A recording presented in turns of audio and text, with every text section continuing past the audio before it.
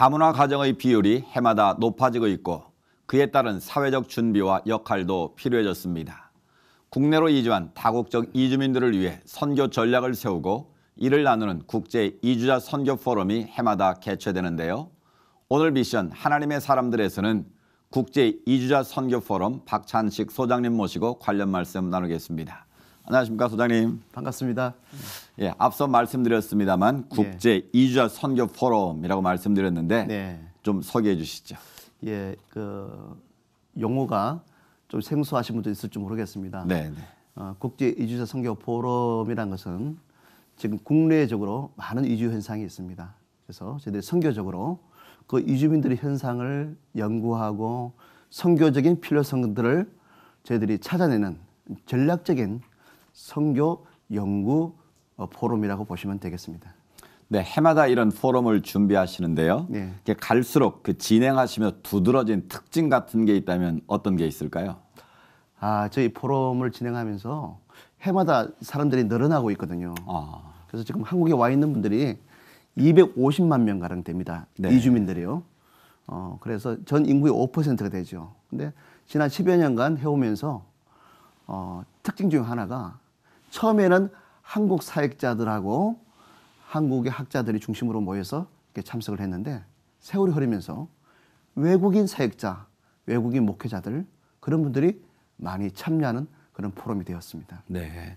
근데 소장님, 이주자 하면 저희가 어떤 분들을 이주자라고 정확하게 칭하는지 좀 잘 떠오르지 않거든요. 좀 그 개념부터 설명해 주시죠. 그렇죠. 사실 이주한다는 것은 이사한다는 뜻인데 네. 이게 저희들이 외국인들을 보고 이주자라 하는 거니까 해외에서 다른 나라로 살러가는 사람들을 이주자라고 그럽니다. 네. 영어로 그러면 이미그런트, 마이그런트 할 수 있거든요. 네. 마이그런트는 이주에 가는 사람이고 이미그런트는 안으로 들어온다는 뜻인데 마이그런트라는 의미는 이렇게 새로운 삶을 위해서 다른 나라로 이동해 가는 사람을 뜻하는 것입니다. 네. 그러면 일시적으로 사는 것과 장기적으로 체류하는 것 어떤 그런 차이가 있나요? 정의를 그렇죠. 할 때? 이주자라 그러면 장기 체류자를 의미합니다. 우리 한국에 관광여행 오는 사람도 있잖아요. 네. 그 사람들을 보고 이주자라 안 합니다. 네. 근데 지금 출입국 통계에 의하면 우리가 또 보편적으로 지금 이민 학에 기본적인 것으로 1년 이상 1년 이상 네. 12개월 이상 네. 장기 체류하는 사람을 이주자라 하는데 최근에는 그 1년 이상 중에서도 3년, 5년 혹은 귀화하는 장기적으로 한국에 살려 들어온 사람들이 많이 증가하고 있습니다. 네. 그 한국에 유입된 이주민들 비율이 점점 높아진다고 말씀하시는데 네네네. 주로 어떤 분들이 유입을 하시고 어떤 동기로 오시는 건가요? 처음에는 한국의 산업연수생이라든지 그런 외국인 노동자들이 많이 왔어요. 네. 그러던 것이 점차 그 노동자들도 좀 고급이나 전문적인 그런 직업을 가진 분들도 많이 들어오시고요. 예. 국제 결혼한 가정, 유학생, 또 난민 등 이제는 다양한 사람들이 들어오게 되고 그 들어온 분들이 돌아가는 것이 아니라 한국에 정착하려는 사람들이 점점 늘고 있습니다. 네. 말씀하신 것처럼 유입 경로가 매우 다양해졌는데요. 네네. 이 이주민들이 한국에 잘 정착하도록 돕는 것이 굉장히 중요한 사역일 것 같은데 어떻습니까? 그렇습니다. 자기 나라를 떠나서 오신 분들은 타국에서 산다는 것이 굉장한 스트레스가 되고 또 도전이 됩니다. 네. 그래서 좋은 분들이 오셔서 우리가 같이 더불어 살아야 되는데 국가적으로도 그걸 위해서 연구하고 도와주는 노력들이 있는 줄 알고 있습니다. 그리고 더더욱이나 우리 교회들이나 기독교인들이 그분들을 잘 섬겨서 도우면 하나님을 만날 수 있는 좋은 계기도 그들이 드리고 그런 역할들을 할 수 있으리라고 봅니다. 네, 모국을 떠나서 다른 나라에 산다는 것 자체가 이질적인 문화 속에 쉽지 않은 일인데요. 그분들이 한국에 정착하고 뿌리를 내리는 데 있어서 이 한국 교회 역할도 굉장히 중요할 것 같은데 그렇습니다. 그런 사역을 잘하는 교회들도 있다면서요. 예. 사실은 과거에는 이주민 사역하는 교회들이 그렇게 많지 않았어요. 네. 근데 최근 들어서는 많이 늘어났습니다. 전국적으로 추산하기로 800여 교회들이 참여하고 있는 걸로 짐작이 되고 800개 정도 교회. 예, 맞습니다. 그런데 그들이 중요한 것이 그들 가정 단위로 이제는 많이 들어옵니다. 과거에는 노동자들이 들어와서 노동자들의 인권이라든지 그런 문제들을 우리가 도와주고 그랬는데 앞으로는 가족 공동체적인 국제 결혼 가정이거나 또 순수하게 외국인 이민 가정들이나 이런 사람들에 대해서 가정의 문제를 가지고 접근하는 것이 굉장히 중요하다고 봅니다. 네. 이런 이주자들이 한국에 체류를 하면서 네네. 예수님을 그리스도로 영접하지 않겠습니까? 네네네. 그러니까 언젠가는 다시 고국으로 돌아갈 텐데 네네. 그러면 어쩌면 이분들은 그곳에 가면 선교사 역할도 감당할 것 같은데 그렇습니다. 그런 면에서는 어떻게 보시는지. 사실 그 점을 말씀드리고요. 좀 질문 안 하신 부분을 좀 추가로 말씀드리고 네네. 되겠습니까? 네. 지금 한국에 오셔서 이렇게 신학적 교육을 받고 신앙이 깊어지신 분들이 목회자가 돼서 돌아가신 분들이 있습니다. 상당히 많이 있습니다.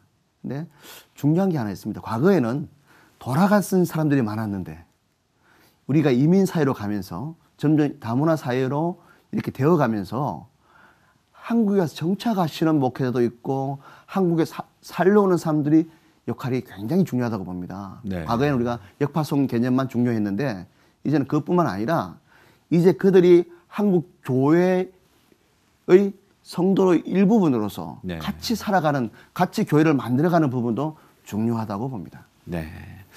그분들을 위해서 기도 제목 한두 가지만 있으면 나눠주시고 또 앞으로의 비전도 좀 소개하면 좋겠습니다. 예.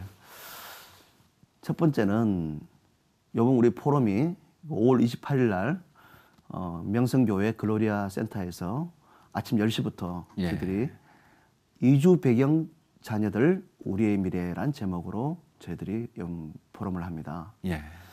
그러니까 저희들이 이제는 가족 단위로 오게 돼 있는데 사실 이주한 그 가정들이 부모님들이 다 맞벌이 하는 경우가 많이 있습니다. 애들이 잘 보호가 안 되죠.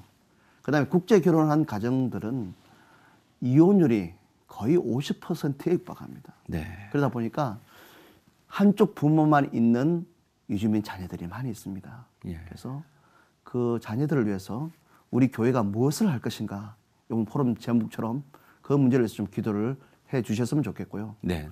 두 번째로는 많은 이주민 사역자들이 있습니다. 근데 그들이 이렇게 뭐 빛나는 자리도 아니고 또 사명감으로 그 일을 감당하시는데 어찌 보면 참 외로운 사역의 길입니다.